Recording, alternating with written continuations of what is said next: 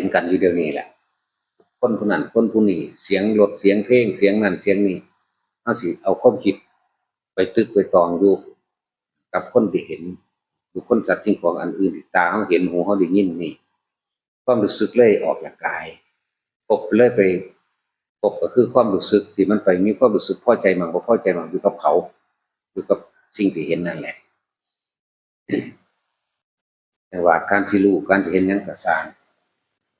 สิ่งลึกลับแปลกประหลาดทั้งหลายโลกสันทรายหยังแล้วแต่ขอให้มีฐานที่ตั้งแห่งจิตเป็นตัวประกันตัวเองไว้รู้สึกโตจุดใดจุดหนึ่งอย่างว่าอย่างที่เฮาให้มันเป็นฐานที่ตั้งแห่งจิตเป็นจุดแรกนั่นแหละปากมั่งกลางหัวมั่งกลางอกมั่งก็แล้วแต่นี่คือเป็นขั้นต่อไปดอกแต่จุดเริ่มต้นแรกขออยู่ในระหว่างกันนะปาก